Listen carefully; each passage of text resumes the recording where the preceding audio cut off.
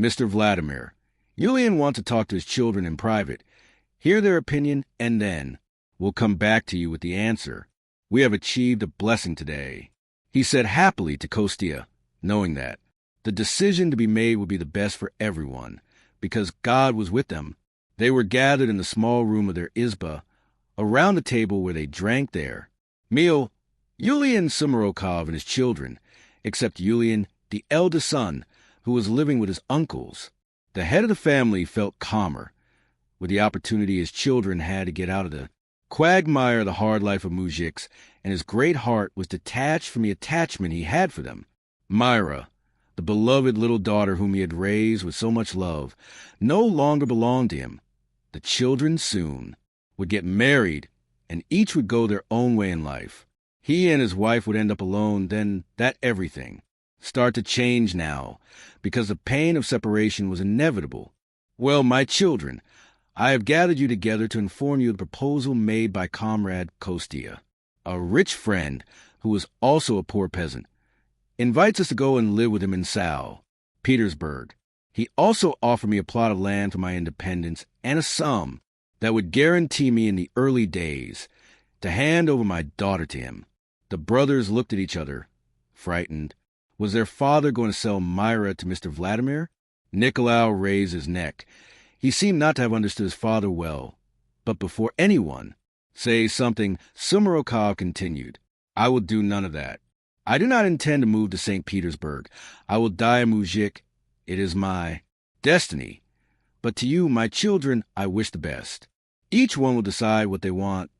The tears shone in his eyes, but firmly, the father continued, "Mr. Vladimir is a good person, amazed by his father's behavior, always unpredictable. Nicolau, who was already getting used to big city, he encouraged the brothers to follow him. So it was decided that Christian would go. Pavel would continue to run the school, as his heart was attached to a beautiful maiden from the neighborhood, and had no intention, for the time being, of leaving her and your students." The loving daughter said nothing, letting her father decide for her. He approached her, gave her caressing her face, and spoke softly, making a huge effort not to cry. "Mayra, I would like you to stay forever in this home, which is yours. But, my daughter, I don't want to prevent you from living a more dignified life. I know that Comrade Kostia will be able to give you all the goods and joys a young woman like you needs. With me, you will only have this life of suffering." The words died in his throat, and, unable to explain himself any longer, he cried, hugging her. "Who? I had never thought of leaving him. No, Papacha, I will never leave you. Don't think that I will accompany Mr. Lattimore. My place is with you. Mrs. Norobod really needs someone. She's already gotten used to me," he explained, gracefully and decisively. "What? You're not going with him?" Now it was the pal who was shocked by the news. "No, Papacha, I've already decided. But, my daughter, will you miss this chance, the golden carriage passing by, waving to you?" he exclaimed, smiling, with that wide smile that everyone loved. "She'll come back, Papacha, one day, I'm sure, but now let's let her pass." In the evening, everyone gathered to explain their decisions to Kostya and Alex. Mayra's decision disturbed Latimer Anton, who could do nothing but assist her and give her more time. "Mayra, I would like you to spend some time at my house, because I want to meet you better. We have a lot to talk about," he invited, unconvinced. "Nicolau and Kreslin will make you company. You won't be as alone as you imagine." "Okay, Mr. Lattimore, when Mrs. Norobod is better, I will—" I didn't want to contradict him, and it was natural that the opportunity he offered her deep down tempted her, but she did not. It felt good to leave father and Katienka. The next day, Kostya, Nokolo, and Kreslin left, and between tears, kisses, and hugs, said goodbye to the poor life. The house was empty, and their hearts felt the bitter taste of goodbye. They could return, but would never be the same again. The big city would replace that innocent peasant life. They knew that from now on, everything would change with them. Months passed. Mrs. Norobod's health deteriorated. She suffered a fall, Where? Fractured her pelvis, and never got out of bed again. Mayra cared for her with the same care, deaf to her, pleas from her grandmother, who kept maids in her room to work, exempting her from service. Weeks after the fall, the weak bones broke, increasing the pain and the suffering. Woman died in the arms of her beloved granddaughter, leaving her a considerable fortune, a private fortune, which she had reserved in case she ever found her unfortunate daughter's little girl. Mayra, now a rich heiress, was guided by her father, who had come with his brothers to the funeral of widow Norobod, encouraging her to buy a farm where she intended to move with her father and Katianka. Sasha was bitten with envy of the fortune her grandmother had left Mayra, although she was counting on fortune. Of her cousin, very ambitious, wanted more. The worst for her was the interest that her cousin aroused in men. Everyone ran to her, while no one remembered her. Nicolau, since he had learned that Mayra wasn't her real sister, she doted on her, fulfilling all her requests.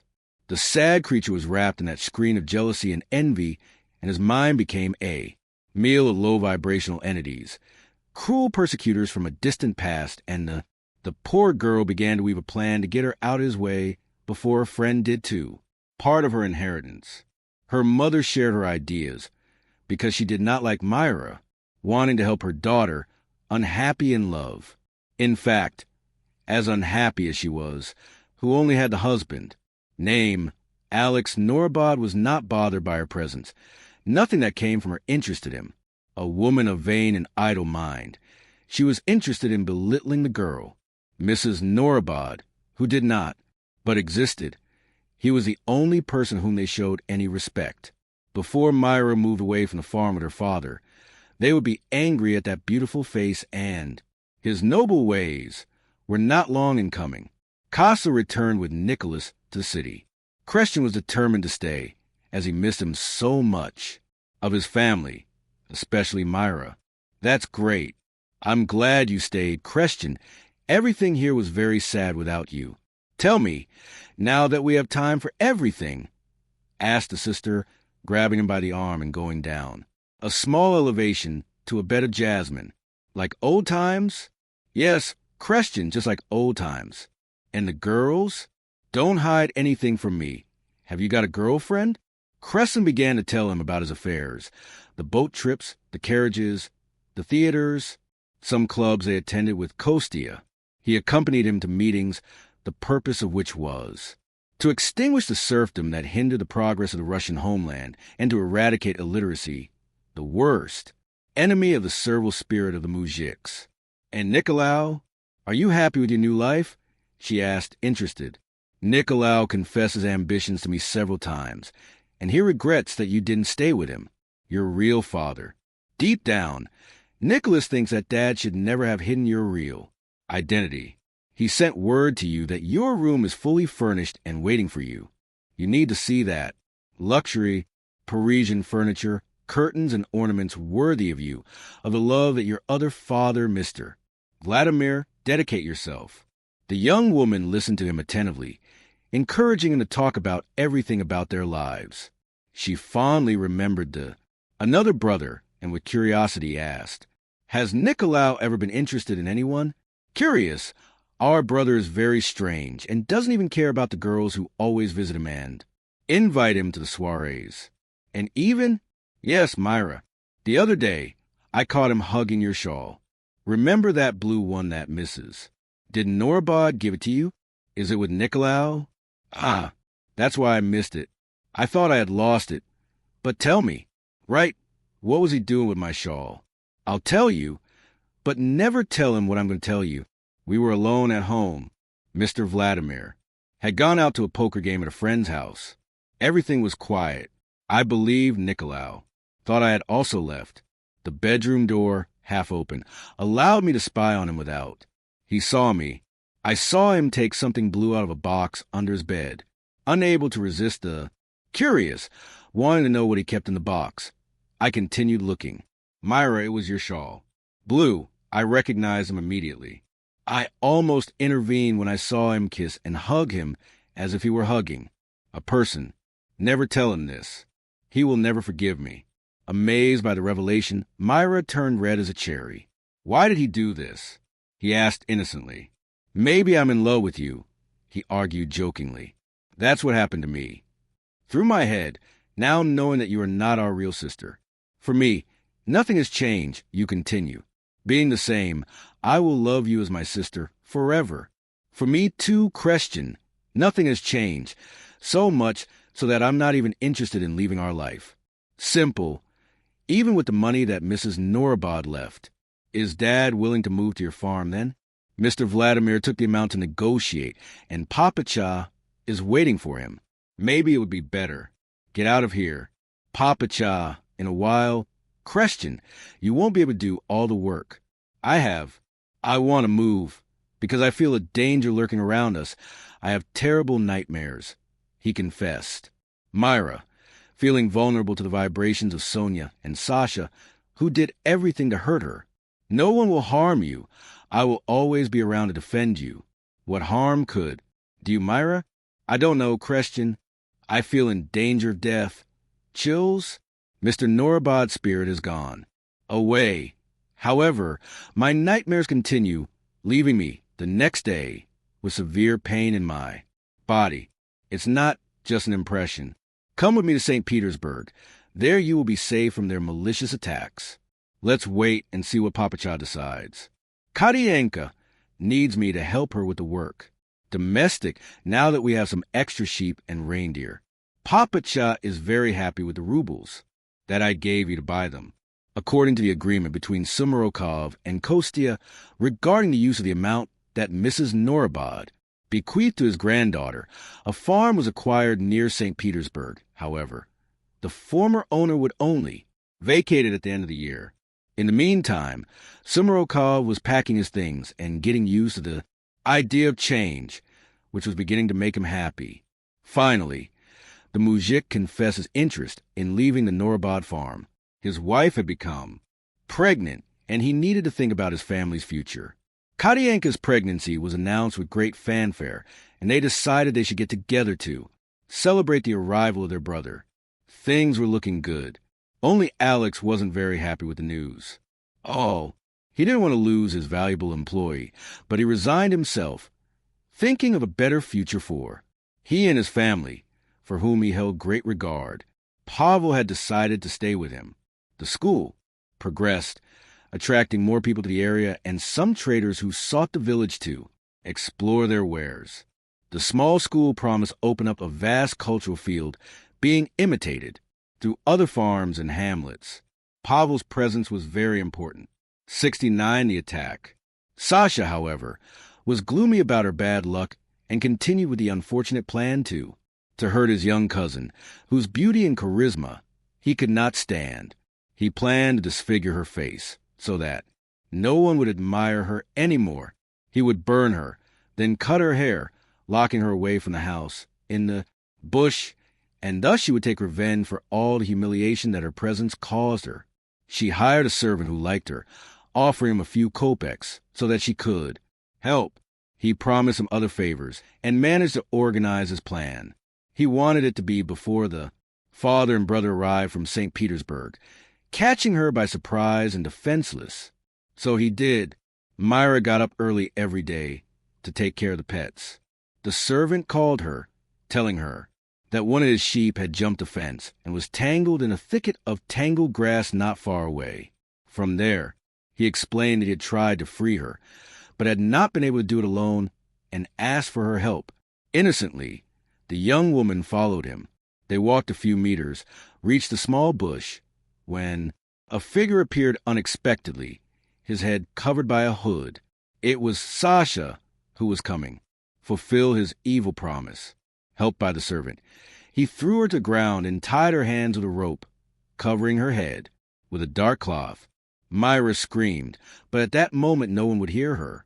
Other noises drowned out her screams. Sasha grabbed a stick and hit her on the head, knocking her out. With a torch, he lit a torch to disfigure her face. The servant, sorry for her beauty, of the girl, not knowing how far the mistress's wickedness had gone, thinking it was just kidding, try to stop her from that terrible gesture. Mayra, in the meantime, with the heat of the fire, suffocate her.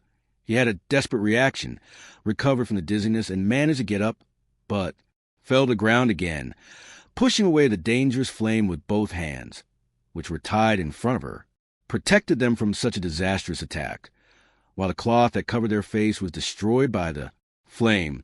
As she bent over Mayra on the ground, Sasha lost her hood, furious at being discovered, advanced on her cousin with a pair of scissors in her hand. The girl seemed to have gone mad. "Hold her!" he shouted to the servant, who knew Mayra and had no intention of hurting her. "I'm going to cut your hair, this yellow grass." The servant held Mayra down, and Sasha cut off her beautiful blonde hair. After that, he let her go. Very upset with the servant's actions, she vented her anger on him with a few slaps and went back to house, breathing fire from his nostrils like a little red dragon.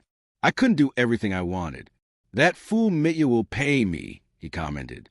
Her mother, who was worried about the outcome her fury might cause, she guided her and asked her to reflect a little. Sonia was crazy, but her heart was not so wicked. Maybe it would have been better if only this had happened. Imagine if you had burned it or something. Worst happened to you. You inherited your grandfather's temper well. His evil deeds were of no use. Norobod had a sad end, and I was told he came back from the grave to apologize after having tormented so many people. Ah, my daughter, I'm beginning to think that evil in itself isn't worth it. Let it. To chase your cousin, she will move, soon leaving your path free. I wish you would be very ugly, so that no one will like her any more. Kick the unfortunate creature. Stop it, Sasha, her mother scolded her. If your father finds out, he might punish you by sending you to a convent. Sasha feared her father and the threats he had made to her several times for his rude actions. Her hatred overcame her. She only managed to cut her cousin's hair and slightly hurt her face. Determined not to give up, she would look for someone more active than Misha to help her carry out her revenge. When Mayra managed to get home, everyone was terrified by her appearance and wanted to know the author of that feat, so as not to harm his cousin, although she did not deserve his mercy. He kept quiet, saying that he had been the victim of a beak by gypsy robbers. Sumarokov and other men searched in vain for the gypsy raiders. They found none, no clue, nor did they hear any news of them nearby.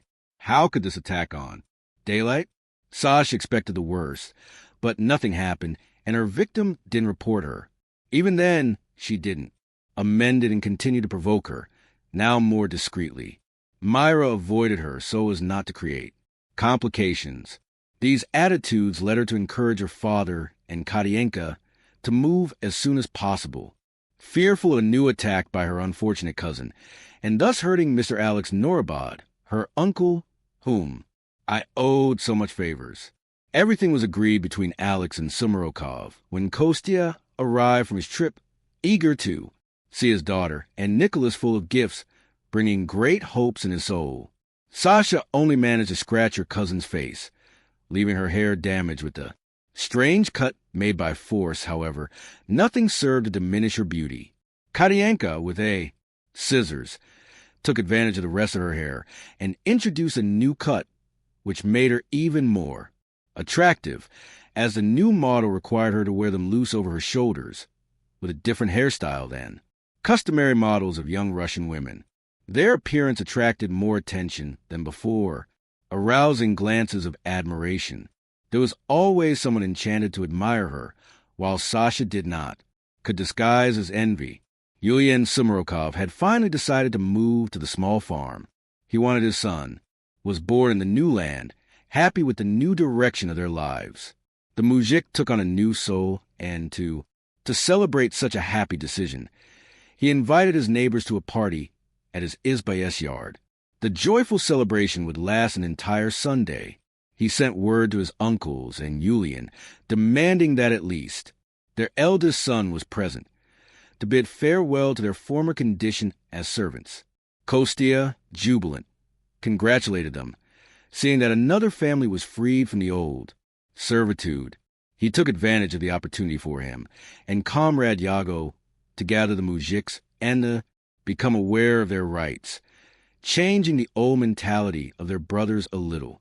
Comrades, 70 Nicolau and Mayra. Nicolau brought a handsome, dark-haired boy, a friend from the capital, to meet his family and for his peace. Mikhail had become enchanted with his friend, Sasha. Soon the two young people were flirting at. Hidden, the fiery girl, accustomed to dating the shy young men of the place, was delighted with the bold young man. For him, who frequented the high society of St. Petersburg, that bourgeois girl was nothing more than a shy maiden. Nicholas walked away happy because he was free to talk to his family and get closer to the beautiful sister who was on his mind.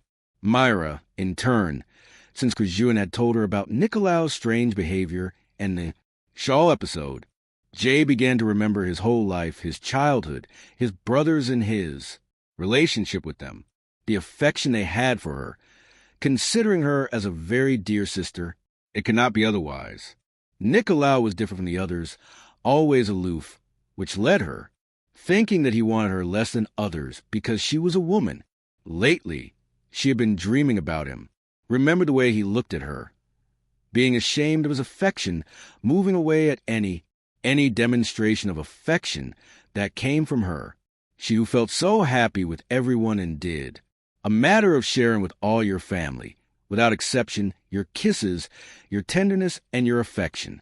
They looked at each other from afar, without getting close. The party started early and would only end in the dawn. The peasant wanted to cheer up the whole neighborhood. The weather was cold, and several bonfires were lit, and the samovars were placed outside to warm up. In happy circles to the sound of the mazurkas, the dancers showed all their technique. Each one put more effort into elegance, and, in the revelry, the musicians let their instruments vibrate to Russian music, expressing their saga and its melancholic romanticism. The guests sang old songs in which the Slavic soul seemed to spring from the soil of Mother Russia, now in laments, now in ostentatious joys, until exploded into dance, what they loved most, clapping their hands in crescendo of harmony, where the Russians left. Pass on all your happy energy. Nicolau invited his sister to dance, without his former shyness, but with an enormous desire to stay together until dawn. Anyone who saw them together everywhere would not believe they were two brothers, and they began to notice Nicholas's interest in his sister, whose presence he had previously ignored. Only Sumarokov did not, looked favorably upon their sudden approach, and began to worry. He remembered that her Anna had commented that her children should grow up respecting her as a true sister. This was one of Anna's main reasons for accepting her husband's lie. The couple dancing there, in front of everyone's eyes, didn't look like siblings, but rather like a couple in love. When the music stopped and the dancers went to rest, the father intervened, seeing them in sweet conversation, while they rested from the busy polka. "What are you doing so far away from the others? Come, Mayra. Come, Nicolau." Sumarokov, looking around, he turned on his feet and asked Nicolau, "Your friend, where is he? Are you referring to Mikhail? Where is it?" As if to say, "Go look for it. He must be somewhere with Sasha." Nicolau joked with a mischievous air. "I hope Mikhail likes her and wants to date her." Mayra breathed a sigh of relief. With this relationship, her cousin would forget her for a while. By the way, Mr. Alex was talking about taking her to a convent. Poor thing. I wouldn't wish her such luck. It would be great to correct your outbursts, and Sumarokov joked, "You should send your mother." Also, they both started laughing because their reputation wasn't the best, and Mayra corrected them. "Don't make fun of them. We should help them. They're basically just acting like this to get attention." From Uncle Alex. It was the first time Mayra referred to Mr. Alex as Uncle. A thought crossed Sumarokov's mind. He had never heard his daughter called Kostiapal, and he thought proudly, "I'm still her real father, whom she will always call Papacha." He offered her his arm and led her into the middle of the party. Nicolau, wanting to be alone with her, he followed them angrily. Kostia was chatting animatedly with a group of peasants, wasting no time in reinforcing his ideas. Liberals, forcing them to think in terms of becoming salaried employees. Because the Tsar himself wanted it that way. It was the new mentality that the country had to adopt.